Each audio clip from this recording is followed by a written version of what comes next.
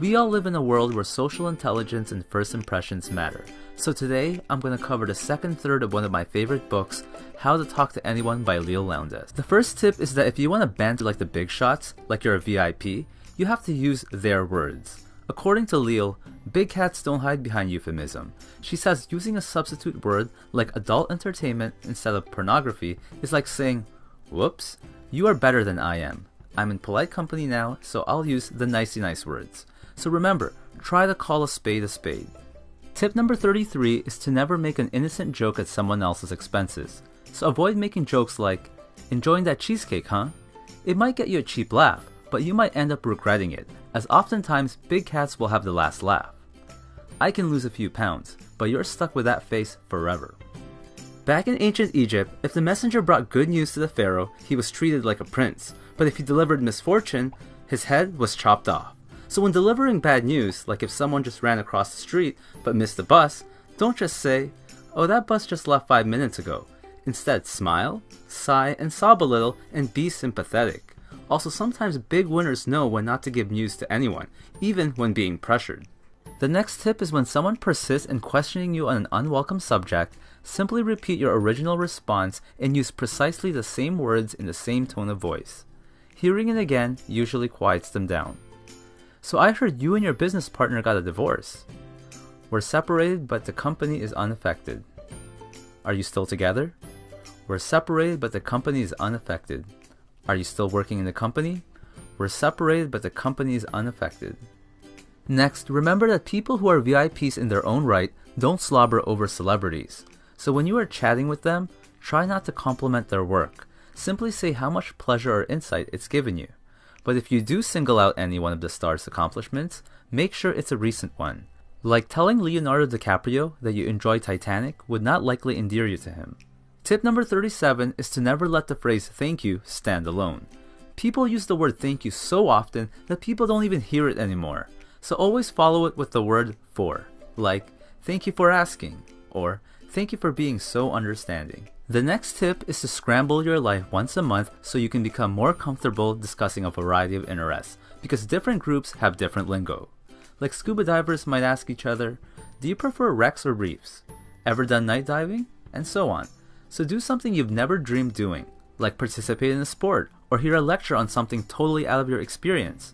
Not only does this make life more interesting mixing things up, but Leil says that it'll allow you to learn up to 80% of the right lingo and insider questions from just one exposure. Which leads to tip number 39. Ask a friend to teach you the language of the crowd by teaching you a few opening questions. For example, your friend might tell you to ask an artist what medium they work in, which is the insider's way to ask if they work with acrylics, oil, charcoal, pen, and so forth. And your friend might tell you how to never ask an artist if they work in a gallery. That can be a sore point. But instead ask, "Is there any place I might see your work?"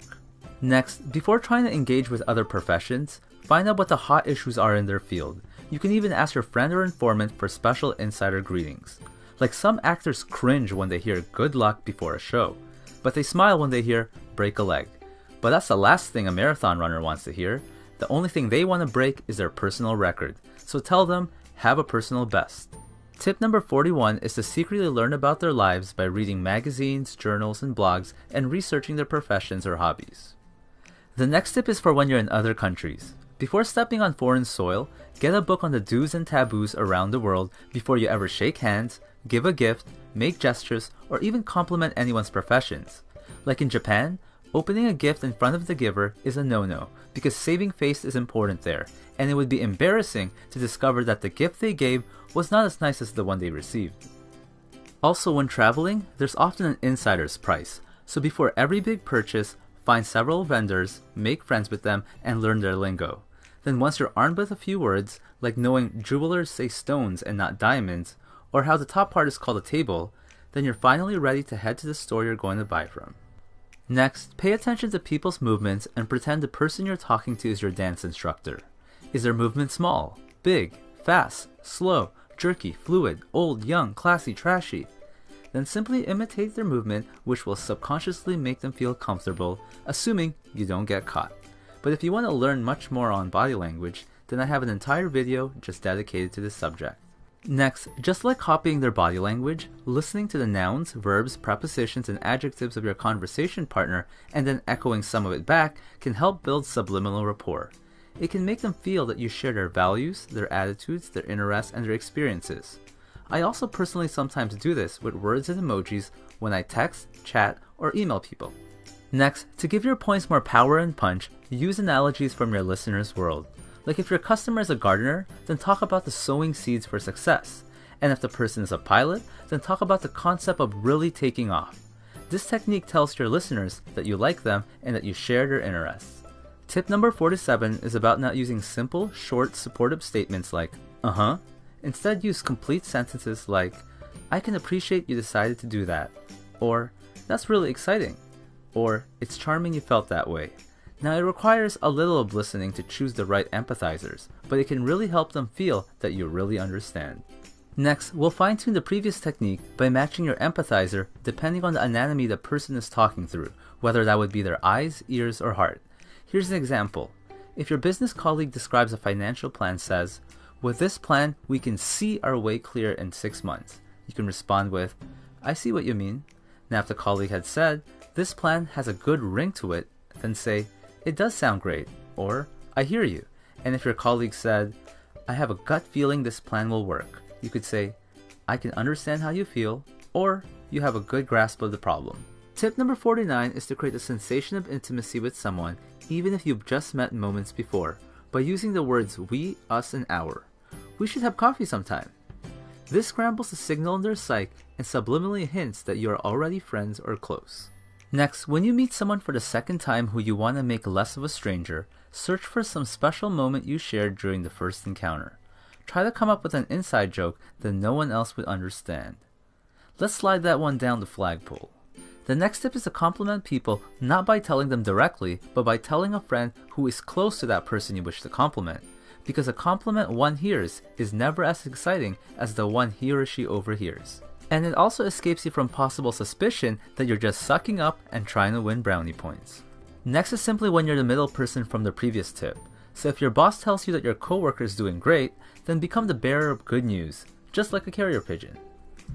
Tip number 53 is to make them feel your admiration just slipped out. But first, here's some bad examples in case you want to get slapped. Were you a model when you were young? Or, wow, for a fat girl, you dance really good. Instead, excuse me, could you tell me where there are any fine dining restaurants nearby?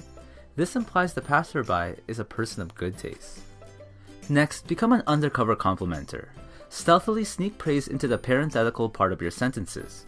For example, anyone as fit as you would have zipped right up those steps, but boy, was I out of breath. Or, because you're so knowledgeable in contract law, you would have read between the lines, but stupidly, I signed it. Tip number 55 is the killer compliment, which is commenting on some very personal quality you spot in someone. It's not like, I like your shirt, but more like, what exquisite eyes you have, or you have a wonderful air of honesty about you. But there are rules to this. Only deliver killer compliments in private to not embarrass the person in a group.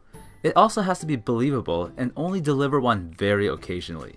If you want to praise friends every day, then apply the next tip, little strokes. That means letting them know how much you appreciate them by caressing them with verbal little strokes like, nice job, well done, cool. But why should you do this? Because most people go through their day-to-day lives accomplishing and doing good things without getting appreciated. But the timing when you do this is also important. And so, the next tip is about praising people right after they just finished the feat. You were terrific, or wow. Now what if the person really bombed or messed up, you may ask? Well, Leil says that this is one of those few moments in life that a lie is condoned by most ethical individuals. When sanity later returns to the recipient and they suspect they screwed up, they will forgive you for your compassionate falsehood.